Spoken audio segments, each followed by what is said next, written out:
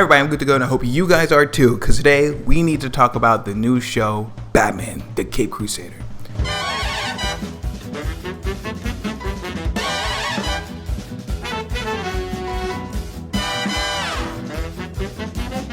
Now I need you to hear me when I say this. This is one of the most Saturday morning cartoons that I've seen in a very long time. And I freaking love it. The cheesy noir feel, the "you'll be swimming with the fishes" type dialogue, the fact that there's fog everywhere, it's fantastic. Very early Batman. Speaking of Batman, his batsuit kind of looks like how he did in his first appearance. The only difference is that he doesn't have his goofy purple gloves, which honestly, I'm kind of bummed out from. This show is Bruce Timm's latest outing. If you don't know who that is, he's the guy who made the Batman the Animated Series, Superman the Animated Series, and the Justice League and Justice League Unlimited series, respectively. These shows have been dubbed the Timmverse, and we visited this universe a couple of times before, but probably not anymore because they just freaking destroyed it. But enough about that, let's jump into the actual reviews, and where I'm actually going to be talking about the actual show now, so spoilers for your children's media. This show really shows that Bruce Timm still got it. Stage cue, enthusiastic arm thrust. Yeah. The way he writes, he doesn't really talk down to his audience, so older people can enjoy while also making it still fun so that younger people can join in too. That being said, I do think this show is for the people who grew up watching the Timmverse shows, just because there's more guns and blood and more intense action.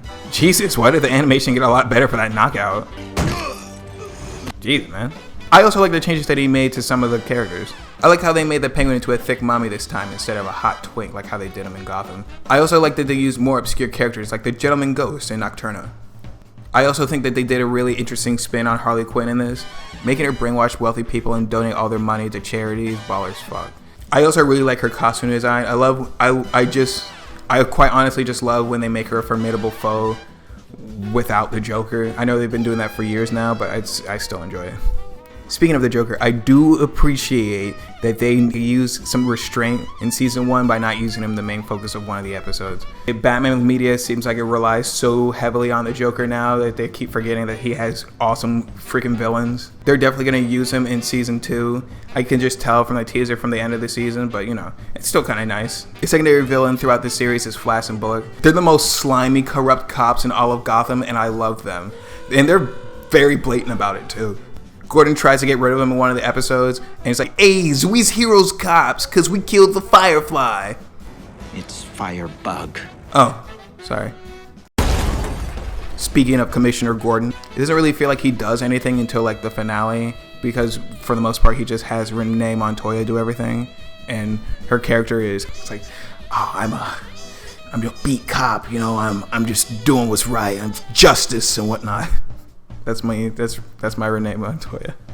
But usually she has Renee Montoya do most of the stuff, like go after Clayface or lead the task force to try to get the Batman.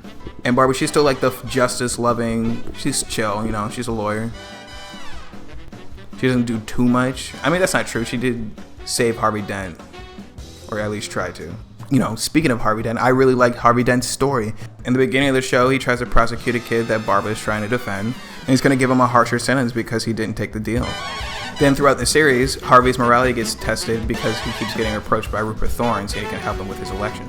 Then when he does work with Rupert Thorne, he doesn't follow through with the plan because he knows it's not right. And then when he gets hit with acid and starts killing people, Barbara says that they can offer him a deal, and he says he doesn't want the deal because he doesn't deserve it. And I think that's really cool, having him have similar parallels to the people that he didn't care about before. Then he sacrifices himself so that he can save Barbara, just to prove that he's a cool guy. I just think it's a really good arc for him. I will say I don't like Batman's arc. I'm pretty sure his only arc is that he was a lot nicer than Alfred. Maybe I'm dumb. Maybe I didn't watch the same show. Maybe I analyzed everything else dumb. Sure, he went to corridor theory, but he didn't really open up. And why would he? That bitch was crazy. He does learn to trust people like Barbara and Gordon, and that's pretty much it. He's too busy busting ghosts and throwing ladies. But that is my only gripe with the show. For the most part, I think the show is pretty good. I like the little Easter eggs, like how they had all the Robins get their souls sucked. And to be quite honest, the show is just really fun to watch.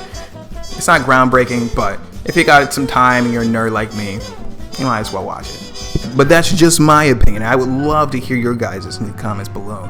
If you guys want me to review other DC shows, let me know down in the comments below. I was thinking about doing The Flash or maybe The Arrow. But I'll see you guys in the next one. And make sure you tell your family that you love them. Bye-bye now.